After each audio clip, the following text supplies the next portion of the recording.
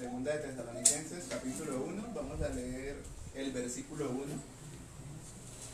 y vamos a ver la introducción al estudio de esta carta.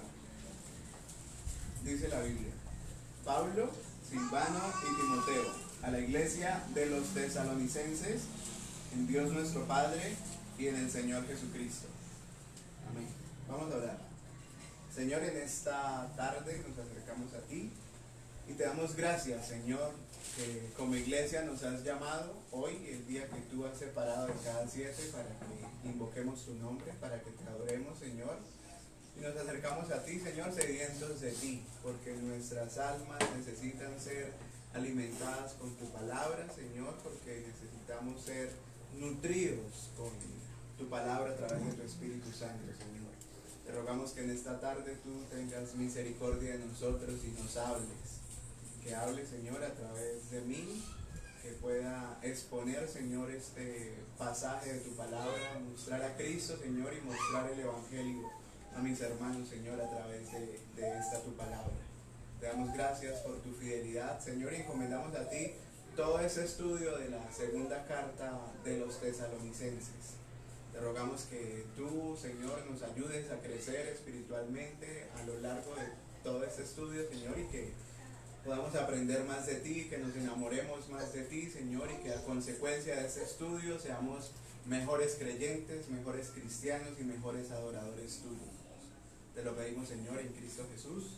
Amén.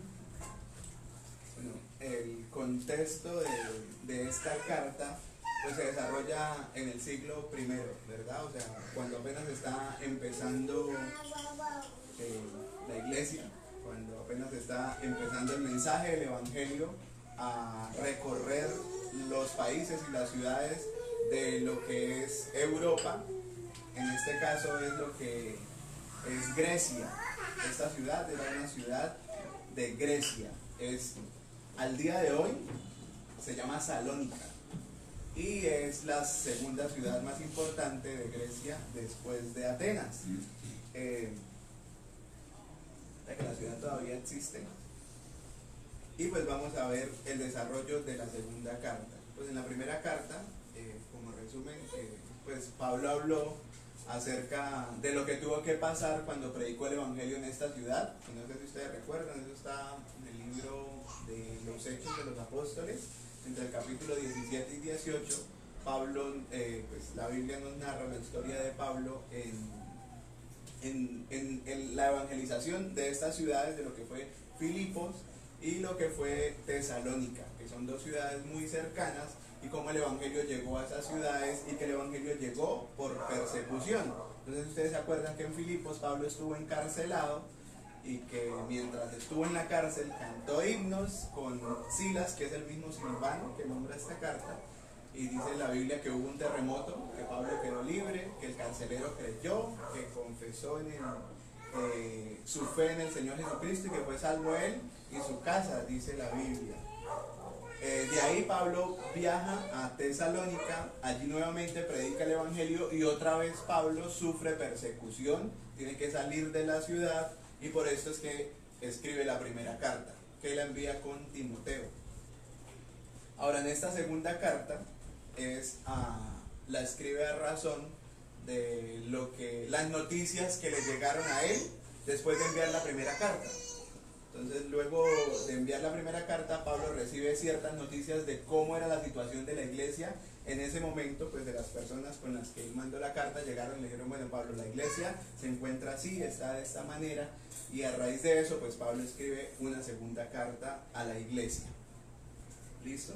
Entonces, el contexto sociocultural de la ciudad pues es una ciudad de corte helénico, o sea, es decir, ellos vivían o lo que creían era la influencia de la filosofía griega, del paganismo griego que se fusionó con el paganismo romano, y eso era lo que tenían en su mente, o esa era la religiosidad que vivía un ciudadano común de la ciudad de Tesalónica.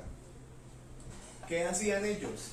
¿O cómo vivían ellos? Pues tenían varias prácticas que para nosotros al día de hoy sería algo pues bastante, no sé qué término usar, como era, o sea, algo muy asombroso de lo malo que era, o sea, algo terrible que ustedes, le voy a decir qué es y usted se va a asombrar. ¿Qué hacían ellos? Cuando por ejemplo tenían un hijo y nacía con alguna deformidad, con alguna enfermedad, con algo que no era normal, ellos cogían los niños y los dejaban debajo de un puente o lo botaban por un cerro y lo mataban. O sea, era el aborto legal y era normal en el Imperio Romano y bajo la jurisdicción del emperador que eso sucediera. O sea, usted no estaba obligado a criar a su hijo si usted veía que su hijo iba a ser una carga para usted y iba a interrumpir sus planes.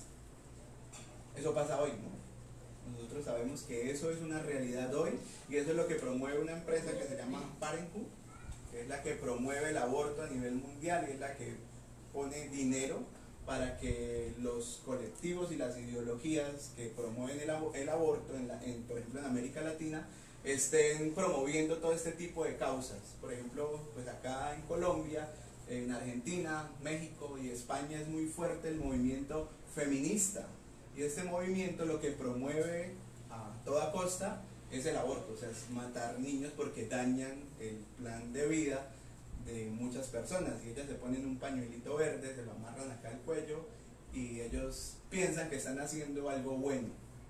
Nosotros, como ya venimos de una sociedad acá en Occidente que es culturalmente cristiana, o sea, los fundamentos de la sociedad nuestra en Colombia es cristiana. O sea, nosotros fuimos formados por el catolicismo romano, pero el catolicismo romano trajo cosas buenas y por ejemplo, algo bueno era que se condena el aborto. O sea, formalmente la Iglesia de Roma condena el aborto y nosotros crecimos entendiendo que matar a un niño está mal, ¿cierto?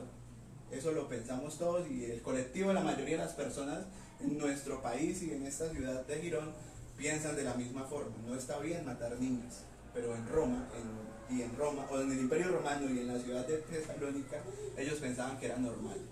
No sé si de pronto ustedes han visto una película que se llama 300. En esa película también plasman esa idea en la película de que cuando un niño no servía para ser soldado y tal, lo mataban, lo botaban por una peña y lo dejaban morir. Es real, o sea, eso realmente pasaba y sucedía. ¿Qué hacían los cristianos? Los cristianos iban al puente o al sitio donde botaban los niños y los recogían. Los adoptaban y los ponían pues a vivir con, digamos, un oficial de la iglesia iba, los recogía, le decía a la iglesia, recogimos un niño que habían abandonado en tal y tal parte, ¿quién lo quiere? Y las familias cristianas recogían al niño y lo criaban como hijo de ellos. Esa era la práctica cristiana y así fue que nacieron los orfanatos en la Edad Media, o sea, de esa forma de pensar cristiana. Entonces, ¿qué decían las ciudades de influencia romana? Ellos decían que los cristianos eran caníbales. ¿Por qué? Porque estaban en medio de una persecución, porque no podían ejercer su cristianismo libremente. Entonces ellos decían que como estaban perseguidos y no tenían para comer, los cristianos recogían los niños que botaban y se los comían. O sea, era difícil, o sea, la situación realmente era dura. ¿Y a qué voy con todo esto? Porque es lo que dice el pasaje. Y es que sobre la ciudad había alguien que gobernaba. Y esa persona que gobernaba la ciudad, pues era el emperador. Y el emperador decía de sí mismo que él era Dios. O sea, el emperador tomaba una posición como que yo soy Dios y ustedes tienen que hacer lo que yo diga, lo que yo mande, porque yo soy como un Dios sobre la tierra. Entonces, esta forma de pensar o esta filosofía de vida que tenían todos los ciudadanos de este imperio, pues hacía ver que la persona correcta era la que se sometía a todas las leyes y los dictámenes del César o del emperador. Entonces, ¿qué pasó? ¿Qué hizo el cristianismo? Pues el cristianismo fue una revolución social, porque la idea del cristianismo es que el César no es Dios. ¿Quién es Dios? Cristo es el Dios. Cristo es el Señor. Entonces, de esa idea era que nacía o que se justificaba la persecución para los cristianos. pues eran notablemente la oposición a la religión y a la filosofía del imperio. ¿Listo? Entonces esto a modo de introducción. ¿Por qué? Pues vamos a ver lo que dice el pasaje, en este caso sería este primer versículo.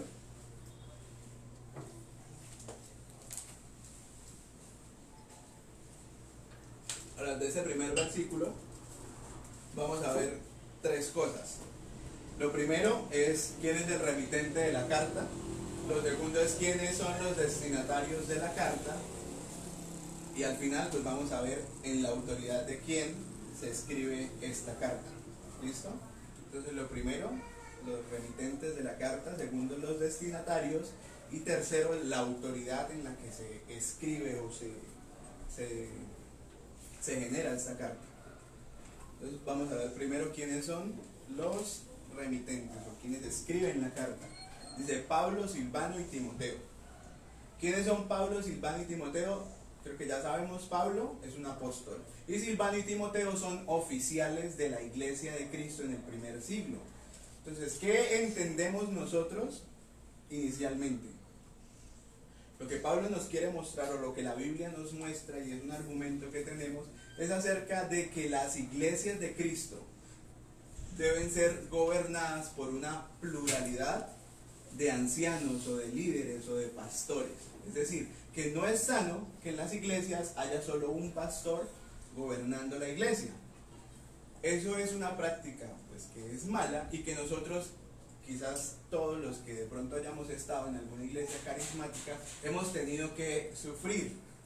¿Por qué? Porque hemos estado en iglesias donde el pastor se vuelve el Santo Padre o el Papa, ¿sí? Y el pastor se hace en la iglesia todo lo que el pastor diga, como él lo diga, es incuestionable su palabra, y llega el pastor a hacer abuso de la iglesia. ¿Por qué? Porque no hay quien lo cuestione y quien se oponga o quien ayude al pastor en estos casos de autoridad. En las iglesias reformadas es muy común, o es lo normal, que haya más de un pastor en una misma iglesia, o es la norma. ¿Por qué? Por la salud de la iglesia y por la salud del mismo pastor. Porque un pastor solo gobernando la iglesia, pues corre con ese riesgo y con esa tentación de que él pueda enseñorearse de la grey. Ustedes han leído, creo que es segunda carta de Pedro, donde Pedro escribe a los ancianos de la iglesia y dice, no tomen señorío de la grey. Sí, está hablando a los ancianos. Ahora nosotros tenemos muchos pasajes, por ejemplo en las cartas de Timoteo y a Tito, Pablo les dice, yo les encomendé que formaran ancianos, en plural. Y esta misma carta de Primera Tesalonicenses hablaba acerca de la bonificación o de la ofrenda a los ancianos de la iglesia. Y dice, y también vimos lo del doble honor, que debíamos... Bueno, la carta hace una distinción de los ancianos de la iglesia, y es uno que es el que enseña y otros los que gobiernan.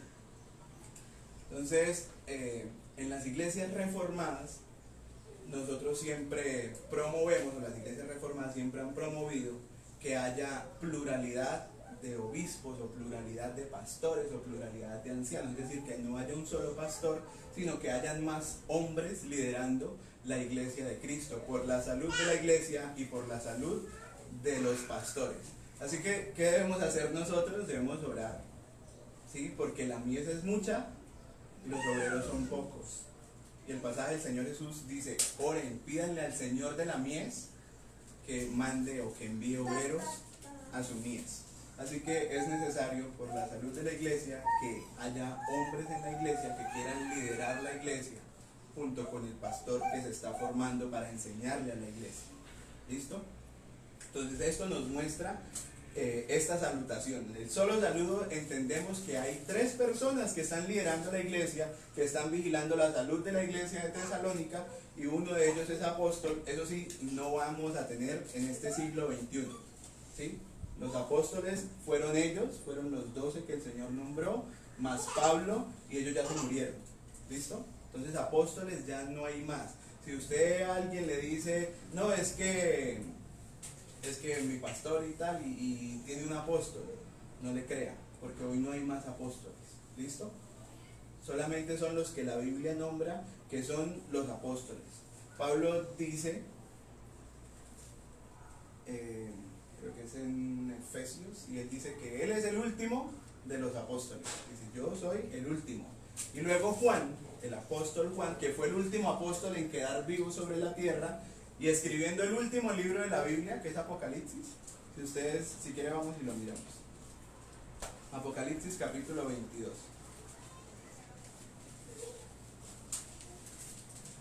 Versículos 18 y 19. Miren lo que dice Juan. Dice, yo testifico a todo aquel que oye las palabras de la profecía de este libro. Si alguno añadiere a estas cosas, Dios traerá sobre él las plagas que están escritas en este libro. Y si alguno quitare de las palabras del libro de esta profecía, Dios quitará su parte del libro de la vida y de la santa ciudad y de las cosas que están escritas en este libro. Entonces, dése cuenta que esto no es casualidad, o sea, esto es la inspiración divina actuando sobre Juan. El último apóstol vivo en la tierra, la última persona con capacidad de escribir Biblia en la tierra, que está diciendo, este es el fin de la Biblia, o sea, aquí se cierra, estos son los últimos pasajes de la Biblia, sobre esto que yo estoy terminando de escribir, ninguno añada nada. El que añada algo a esta Biblia, le van a venir las plagas que están escritas en este libro. Y si alguno le quita partes a esta Biblia, también le será quitado, ¿qué? Dice, su parte del libro de la vida, de la santa ciudad y de las promesas que están escritas en este libro. Entonces eso no es casualidad, ¿cierto? El último apóstol con vida en la tierra fue Juan. Juan se murió y ya no tenemos más apóstoles. De ahí en adelante tenemos pastores, tenemos o ancianos, que son términos intercambiables, y los diáconos, que son las personas encargadas de servir en la iglesia, en la logística de los cultos y sirviendo a las mesas, como dice Hechos, capítulo 6. ¿Listo? 6 o 7. 7. Entonces, esto espero que quede claro. Entonces, Pablo es un apóstol y Silvano y Timoteo eran ancianos o oficiales de la iglesia que habían sido ordenados para servir a la iglesia. Entonces esto las iglesias lo entendían. O sea, ¿quién nos está escribiendo? No nos está escribiendo cualquier persona, un extraño, un desconocido, sino oficiales de la iglesia, gente que la iglesia de Cristo ya había reconocido como pastores, como líderes, y ellos son los que están escribiendo. Eso como primer punto. Entonces, como segundo punto, ¿a quién está dirigida la carta? A la iglesia de los tesalonicenses. ¿A quién? A la iglesia. Note que no está dirigida la carta al ciudadano común de la ciudad. No, está dirigida la carta a los miembros de la iglesia, a las personas que se congregan y que hacen parte de la membresía de la iglesia cristiana en Tesalónica. ¿Listo?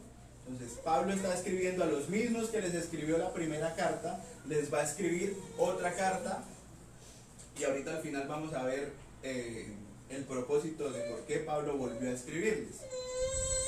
Y ahora, como tercer punto, vamos a ver la autoridad en la que Pablo, Silvano y Timoteo escriben esta carta a la iglesia. ¿Listo? Y él dice, en Dios nuestro Padre y en el Señor Jesucristo. Ahora, esa palabra en le da demasiado sentido a esa frase, porque eso es un término judicial, es un término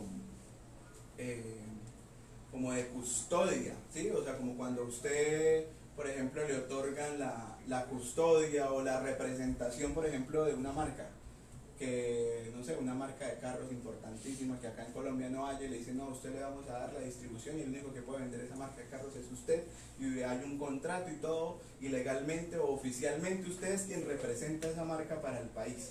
¿Listo? De esa misma forma es que Pablo está hablando, y es que viene este sentido del en. Ustedes se acuerdan, no sé si hayan estudiado Romanos capítulo 8 o el libro de Romanos acá como iglesia.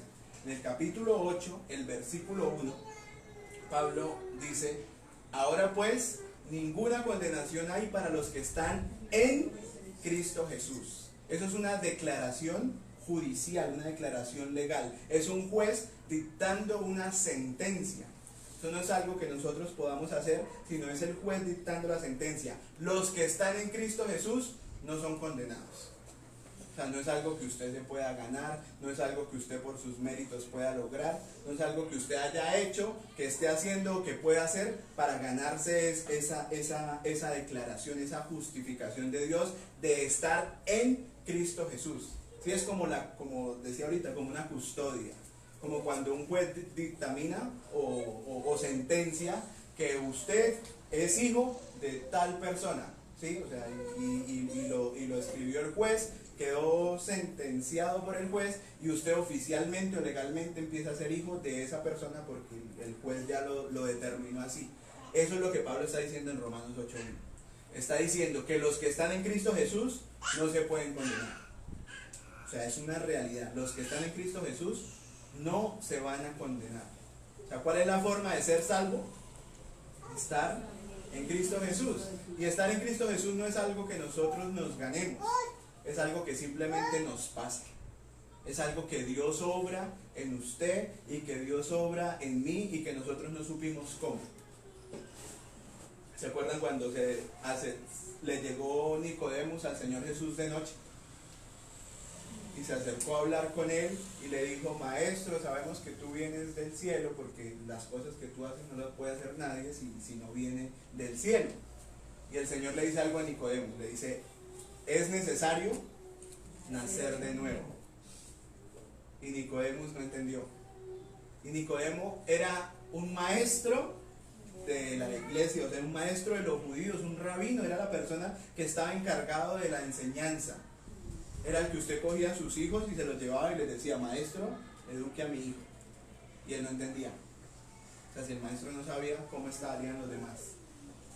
El Señor le dice: usted es maestro de Israel y no entiende lo que le acabo de decir. El Señor le estaba citando una profecía en Ezequiel, donde habla acerca del nuevo nacimiento. Y él le dice: entonces el hombre tiene que volver al vientre de su madre y volver a nacer. Y el Señor le dice que así no era. El Señor dice: debe nacer del agua y del espíritu, como dice la profecía de Ezequiel. Es decir, es un nacimiento que es espiritual. Es algo que nosotros no vemos, no sabemos cómo ocurrió ni cuándo pasó. Y el Señor se lo dice ahí. Dice: el viento sopla de donde quiere, pero usted no sabe de dónde viene, ni para dónde va, ni cómo pasó. Dice: así es todo aquel que nace de nuevo. Ahora, de la misma forma, Pablo está diciendo en Romanos 8:1, ahora pues ninguna condenación hay para los que están en Cristo Jesús. Nos no sabemos cómo llegamos a estar en Cristo Jesús, pero estamos acá. La predicación del Evangelio nos convenció de pecado. Mientras una persona en algún lugar del mundo predicó el Evangelio, habló acerca de Cristo, mostró sus pecados, lo expuso usted ante la ley y usted vio los mandamientos, se dio cuenta que usted es un pecador, que necesitaba un Salvador, y en ese momento Dios lo salvó. O no sé si en ese momento o después, pero Dios nos salvó. Y en ese momento empezamos a ser salvos y ya nada de lo que usted haga o deje de hacer va a hacer que usted pierda su salvación. Ahora, muchas personas dicen: entonces yo puedo hacer de aquí en adelante lo que yo quiera porque soy salvo, ¿cierto? Pero el mismo Romanos dice que los que están en Cristo, dice, no andan conforme a la carne, sino conforme al Espíritu. Dice: y a estos mismos el Espíritu Santo les da testimonio a su espíritu de que son hijos de Dios y que son herederos de las promesas y que son coherederos con Cristo, ¿cierto? Entonces hay un equilibrio. Es decir, que si usted es salvo, usted también va a ser ¿qué? Santo, ¿sí?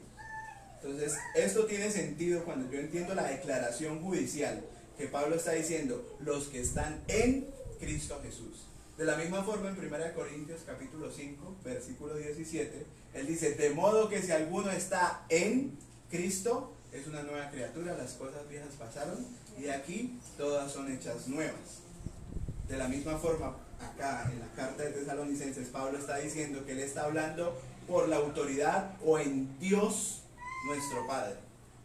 Y al final dice otra declaración, dice: y en el Señor Jesús, el Cristo. Y esa declaración para nosotros en una cultura cristiana es totalmente normal. Pero para la iglesia de Tesalónica eso era algo totalmente revolucionario, porque de eso dependía la vida de ellos. Usted en la ciudad de Tesalónica reconocer que Cristo es el Señor, Por eso era usted ya enemigo del Estado y era un reo de muerte, porque los estaban matando. A la iglesia de Tesalónica, en ese momento en el que Pablo escribe la carta, los estaban persiguiendo y los estaban matando por ese hecho de reconocer que Cristo es el Señor. Por eso a Pablo no le bastó solamente decir que estaba escribiendo en la autoridad de Dios, nuestro Padre, sino también en la autoridad de el Señor. Y esa palabra, el Señor, pues en el griego es el Kurios. Y era lo mismo que ellos decían. César, el emperador, es el Kurios. Él es el amo absoluto del universo, el Señor del universo. Era lo que reconocía un ciudadano común y corriente en la ciudad de Tesalónica. Decía, el César es nuestro Señor.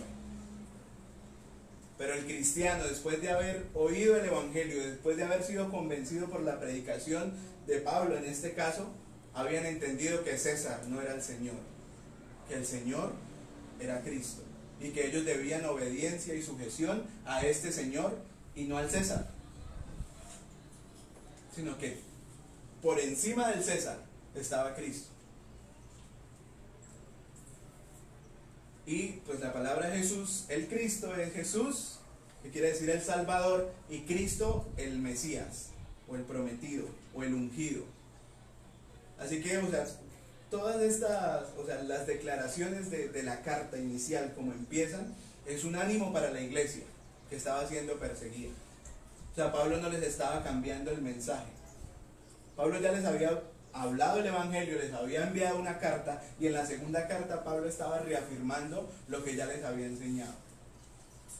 Él no se puso con pañitos de agua tibia, sino que Pablo los está animando a permanecer en la firmeza de lo que ya habían sido, en lo que ya habían sido instruidos, en lo que ya les había enseñado.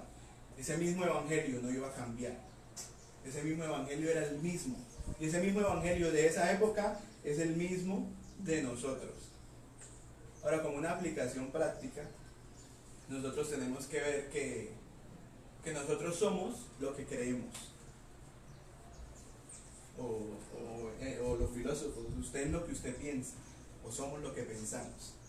Pero nosotros somos lo que creemos. Lo que usted cree es lo que define sus sentimientos y su práctica, su manera práctica en la vida. Las cosas que usted hace, las hace porque usted cree, o de acuerdo a lo que usted cree. Ahora, dése cuenta a nosotros, a la iglesia cristiana, cómo la pandemia y cómo todo este tema del COVID y toda esta situación que nos tocó vivir, cómo nos afectó, cómo hizo tambalear la iglesia, cómo muchas personas, su fe fue bastante menguada, o cómo tuvieron una crisis de fe tan grande, porque nosotros tenemos casos de personas, incluso de pastores, que han tenido que tener recesos, que han tenido que ir a psicólogos, que han tenido que han tenido muchas crisis a raíz de este problema. Y es donde nosotros debemos preguntarnos, bueno, ¿y hay qué? ¿Y la fe? ¿Y en dónde están cimentados? Yo, preparando eso, recordaba un himno que me enseñó un tío abuelo, que fue como mi abuelo. Y ese señor se sentaba conmigo a enseñar, a ponerme a memorizar versículos de la Biblia, y me enseñaba himnos de esos viejos que no se cantan hoy. Y había un himno que se llama Firme estaré. Y ese himno habla que cualquier adversidad que venga, que cualquier situación difícil que haya, y pues el himno es tan viejo que lo más complicado que mencionaba era la situación en el mar, de las turbulencias y eso, y que a pesar de que las olas sean difíciles, él dice, yo sigo creyendo en Cristo y yo firme voy a estar, dice, porque Cristo es la roca eterna de los siglos. Y como Cristo es la roca eterna de los siglos y yo estoy en esa roca, yo estoy firme, decía la canción, o dice la canción, el himno. Ahora, ponernos a pensar acerca de qué tan firme está usted en lo que cree, qué tan dispuesto está usted a no negociar lo que usted cree, lo que usted está convencido que es el Evangelio, a pesar de todas las adversidades, a pesar de todo lo que pueda pasar. Cosas más difíciles que el COVID y que la muerte. Porque ¿qué pasa? ¿Qué nos mostró el COVID? El COVID nos mostró que somos vulnerables, ¿cierto? Y que en cualquier momento pues nos podemos morir. Pero dése cuenta usted que el Evangelio y la predicación del Evangelio todo el tiempo nos está diciendo eso, que somos vulnerables, que la paga del pecado es la muerte, o sea, que vamos a morir. Todo el tiempo la predicación del Evangelio nos muestra esa realidad. Pero ahorita, en esta época, llegaron los medios de comunicación y empezaron a mostrarle a la gente que la gente se muere. Y muchos cristianos se asustaron, no, la gente se muere. Pues sí, la gente se muere. La paga del pecado es la muerte. Desde que Adán pecó hasta que Cristo vuelva a hacer todas las cosas, la gente se va a morir. Y usted y yo vamos a morir si no es la venida de Cristo antes. Pero eso es una realidad, o sea, las personas se mueren. Nosotros no podemos vivir agobiados y angustiados simplemente por la muerte. Ahora nosotros como creyentes debemos estar felices. Y en la carta anterior, ¿se acuerda? Que Primera Tesalonicenses Pablo decía, animaos, gozaos, alegraos, alentados los unos a los otros con estas palabras. ¿Cuáles? Que nos vamos a morir y que vamos a ver a nuestro Salvador. Que vamos a estar con Él todos los días, siempre. No vamos a dejar de estar con Él nunca, sino que Él va a estar con nosotros siempre. Entonces esa es nuestra esperanza, nuestro deleite, esa es nuestra fe. Y sobre eso es que nosotros debemos vivir la vida. Hay un libro muy bueno de un señor que se llama Jerry Cross, se lo recomiendo, está en PDF en internet, lo pueden descargar y piratear.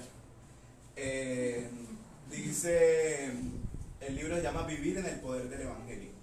Y ese libro enseña cómo nosotros como cristianos debemos tener el Evangelio como el eje, como el entorno de todo lo que nosotros hacemos, de toda nuestra vida.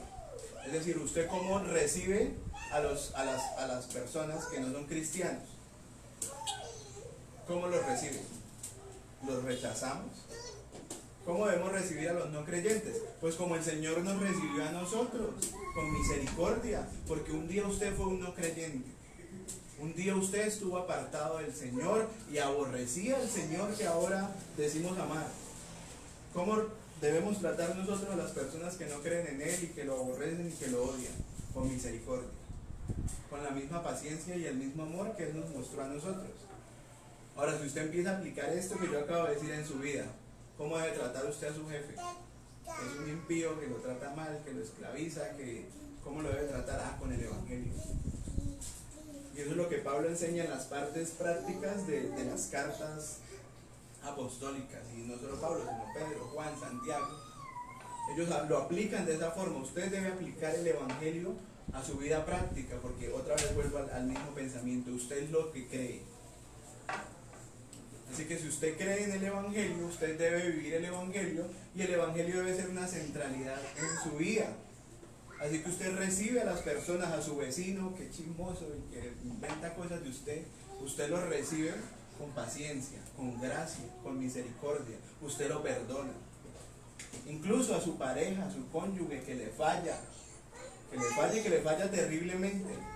Usted lo debe perdonar y lo debe tratar con la misma gracia y misericordia que el Señor lo trata a usted. ¿Por qué? Porque nosotros debemos entender que las personas, que incluso los cristianos, seguimos pecando. Por ahí yo he visto un libro sobre el matrimonio que dice, 2 pecadores dicen acepto. ¿Por qué? Porque somos pecadores. Usted ya sabía que la persona con la que se va a casar le va a fallar, va a pecar, o sea, lo va a agredir. La persona que usted más ama y de la que usted espera más, le va a fallar en algún momento. ¿Qué tiene que hacer usted? Misericordia, gracia, perdonar. Porque eso es el Evangelio. Entonces, esto, o sea, esa declaración de que Jesús es el Cristo y de que Jesús es el Señor, es una declaración revolucionaria para ellos en su época. Y en nuestra época se está volviendo así. Porque cada vez más vemos una sociedad totalmente pagana y alejada de los principios en los que quizás fue fundamentada. A medida que nosotros seguimos dejando que la educación del Estado sea la que eduque a nuestros hijos, el Estado va a seguir educando a nuestros hijos para ellos mismos. El César educa a sus hijos para el César, para que le sirvan al César. Y eso es lo que la educación de acá, del Estado colombiano, genera. Si usted vio la mayoría de hace unos meses que hubo las protestas y las marchas, eran muchachitos de las universidades públicas, de la educación pública, que han sido formados en sus mentes, diciéndoles que el Estado les tiene que dar, y les tiene que dar, y les tiene que dar. Es decir, que el Estado es Dios. Nosotros debemos educar a nuestros hijos para enseñarles que el Estado no es Dios, que Dios es el Señor Jesús, que Él es el Señor, que quien está a cargo responsable de la educación de mis hijos no es el Estado, sino no soy yo. Deuteronomio capítulo 6, Él dice, ustedes van a coger a sus hijos y esto que yo les mando se los van a enseñar a sus hijos, yendo por el camino, al acostarse, al comer, cuando se levanten, lo van a poner en las paredes de la casa, en las columnas de la casa. Eso que yo, ¿quién tiene que educar a mis hijos? Pues yo, no el Estado. ¿El Estado me puede dar salud? ¿Yo le puedo ir al Estado a exigirle que me dé salud? Hemos visto, el Estado no ha podido salvar a la gente de COVID. Las personas han muerto. O sea, el Estado no me va a dar salud, no me va a dar casa, no. O sea, nosotros debemos entender esa realidad como creyentes, que el Estado no es Dios, que nuestro Señor es Cristo. Cristo es el Señor. Los tesalonicenses lo entendieron y aplicaron esa fe a su forma de vivir y les costó la vida. Estaban siendo perseguidos, los estaban matando en ese momento en el que Pablo escribe la carta. Ahora, en los siglos posteriores, cuando las personas iban el patíbulo, dice la historia, cuando iban a comparecer ante los tribunales romanos, les preguntaban, ¿qué crees, cristiano? Y los cristianos recitaban el credo apostólico: creo en Dios Padre Todopoderoso, Creador del cielo y de la tierra. Y citando el credo apostólico, morían. Los botaban al Coliseo, se los comían los leones, les hacían torturas, en fin, morían los cristianos de esa forma en esa época. O sea, por declarar que Cristo es el Señor. Así que esta carta empieza Pablo declarando, Cristo es el Señor. Y está animando a la iglesia de Tesalónica a que siga confiando en lo que ya habían creído. Ahora, para terminar, voy a hablar acerca de los propósitos o del propósito del apóstol Pablo o de estos remitentes con la carta, al escribir esta carta. El primero es expresar la gratitud o la alegría de ellos al saber que la iglesia estaba creciendo espiritualmente. O sea, que los que Pablo les predicó y la gente que creyó hoy eran más y estaban un poco más maduros espiritualmente. El segundo tema que van a tratar o que vamos a tratar en esta carta es acerca de hacer algunas aclaraciones sobre la segunda venida. ¿Se acuerda que Pablo en la primera habló acerca de la segunda venida, explicó cómo iba a ser, pero hubo personas que quedaron con dudas? O sea, no tenían clara la doctrina. Y volvemos al mismo punto. Como no tenían clara la doctrina, su práctica no estaba bien. ¿Sí? O sea, la forma como estaban haciendo las cosas no era correcta porque no entendían correctamente la doctrina. Voy a decir qué pasó. Como la gente empezó a pensar, o sea, ellos a raíz de la enseñanza pensaron que la venida del Señor, pues que era inminente. O sea, que ya, la venida es ya. ¿Y qué hicieron? Pues dejaron de trabajar y se quedaron en la casa esperando que el Señor viniera. Ahora, si usted hace eso, ¿qué pasa? Digamos, ahorita, en el siglo XXI, si usted deja de trabajar y usted se pone a esperar porque el Señor va a venir, ¿qué pasa? Le van a cortar la luz, le van a cortar el agua, no va a haber mercado, ¿cierto? Los niños van a necesitar pañales, pañitos, teteros, ¿cierto? O sea, todas esas cosas implica esperar al Señor de esa forma. Entonces ellos no entendieron la doctrina muy bien, pues iba por la carta y de pronto no sabían leer o no sé, pero aplicaron mal la doctrina. Entonces Pablo tuvo que escribir esa segunda carta para corregir eso. Si usted mira en el capítulo 3, Pablo habla acerca del versículo 6 en adelante de los que andan desordenados, de los que andan ociosos, que no quieren trabajar. Y ahora, ¿qué pasa? Que si usted no trabaja, pues usted tiene mucho tiempo libre. Y si usted tiene mucho tiempo libre, ¿qué empieza a hacer? Según la carta, y se empieza a meterse en lo ajeno, a meterse en lo que no le importa. Pues como tiene mucho tiempo libre, pues puede asomarse a la ventana a ver qué hace la gente y se pone de chismoso, ¿cierto? Entonces, ¿por qué hay gente chismosa? Porque tiene mucho tiempo libre, es falta de oficio. Los puritanos decían que una mente ociosa era el taller del diablo, era donde el diablo trabajaba en los pecados y en muchas cosas. Así que si usted empieza a revisar su vida espiritual y se da cuenta que está pecando mucho, pues de pronto es porque tiene mucho tiempo de ocio. Así que, como le decía la mamá a uno, busque oficio. Es una aplicación práctica de la enseñanza hoy. Y por último, Pablo hace pues algunas exhortaciones, algunas pues como palabras de ánimo para la iglesia. ¿En cuanto a qué? A recordar la enseñanza, a repasar la enseñanza. ¿Por qué? Porque se nos olvida. ¿Se acuerda que el Señor, otra vez Deuteronomio capítulo 6, les dice, esto que yo les enseño a ustedes se las van a enseñar? Y dice algo, se las repetirás. Y usted tiene que volverlas a repetir y volverlas a decir. Y si usted mira las enseñanzas del Señor Jesús como un rabino judío, él cogía y daba una enseñanza y volvía y la repetía. Y él decía algo y volvía y lo hacía. No sé si ustedes, creo que es Lucas capítulo 16, que habla acerca de 3 parábolas: la oveja perdida, la moneda perdida y el hijo pródigo. O sea, el Señor cogió el mismo tema y lo aplicó 3 veces para que la gente entendiera. O sea, volvió y se lo repitió de otra forma, y volvió y se lo dijo de otra forma, y volvió y lo dijo de otra forma para que la gente entendiera. Si usted lee las cartas de Juan, usted se da cuenta que Juan, como buen rabino judío, vuelve y hace lo mismo. Usted está leyendo la carta y Juan dice una cosa, y en el capítulo 2 vuelve y lo dice, y en el capítulo 3 vuelve y lo dice. ¿Por qué? Porque a nosotros se nos olvidan las cosas. Necesitamos que nos las repitan y que nos las vuelvan a decir y volverlas a recordar. En esto Martín Lutero decía, yo necesito predicarme el evangelio todos los días. Todos los días volverme a recordar que soy un pecador, que necesita la gracia de Dios, que necesito un Salvador como Cristo, y que es en Cristo que yo tengo esperanza.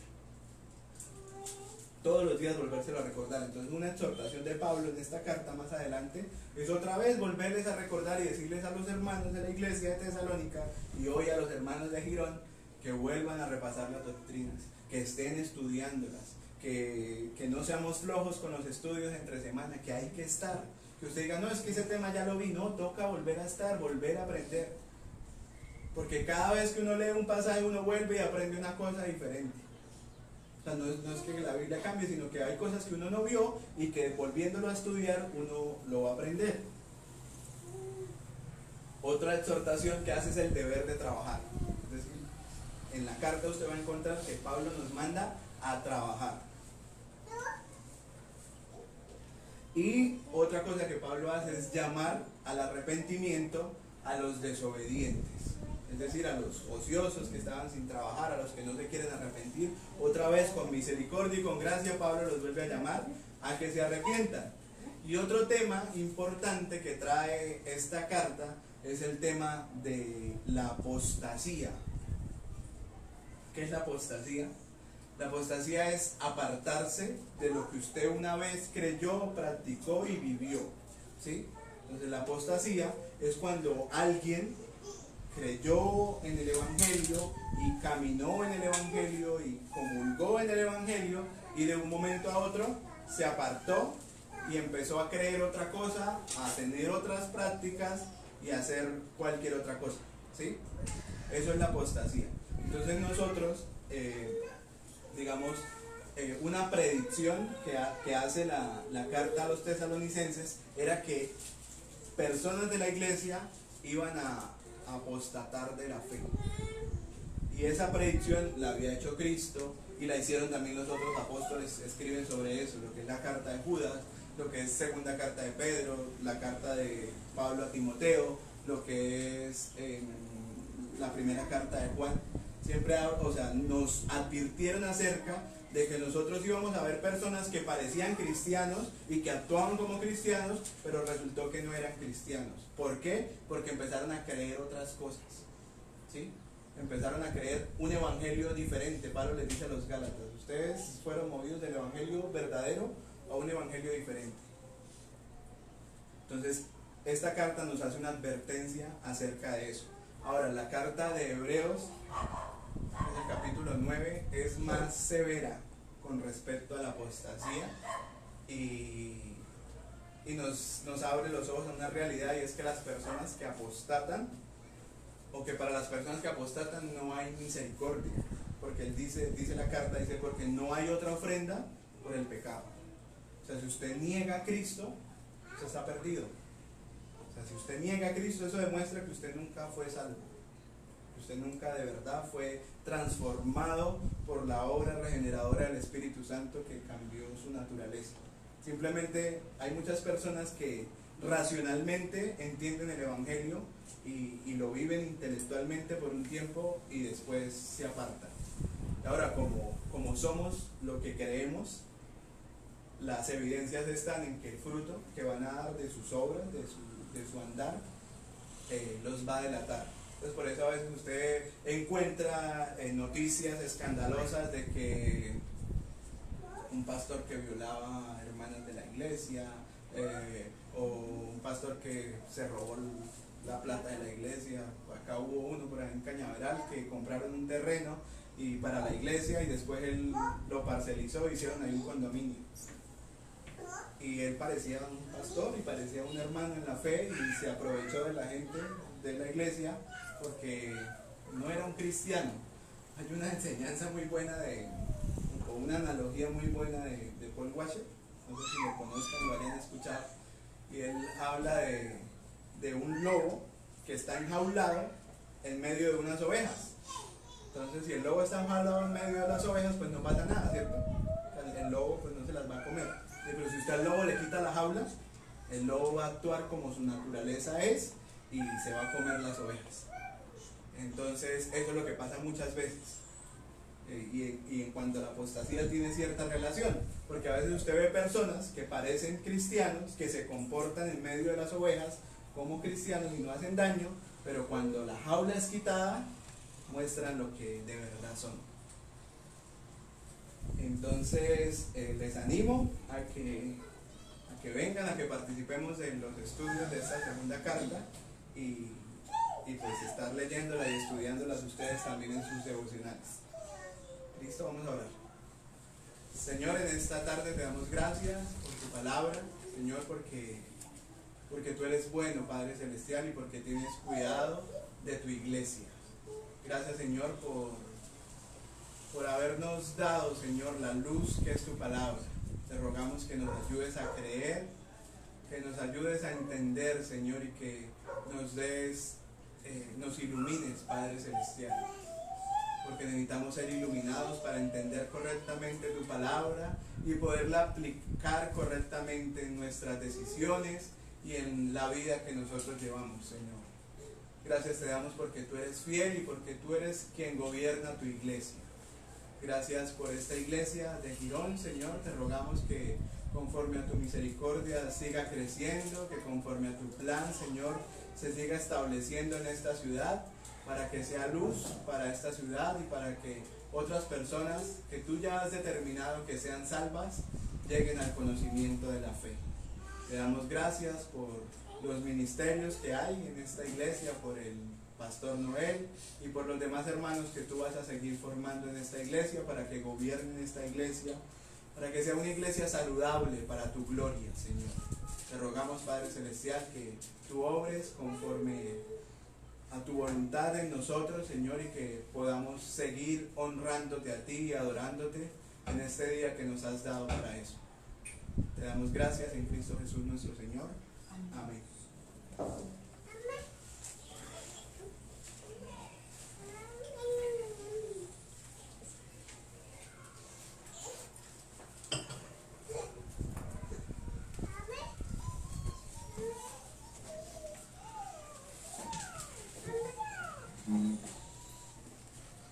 Damos las gracias al Señor en esta tarde nuevamente y nuevamente a las personas que nos ven.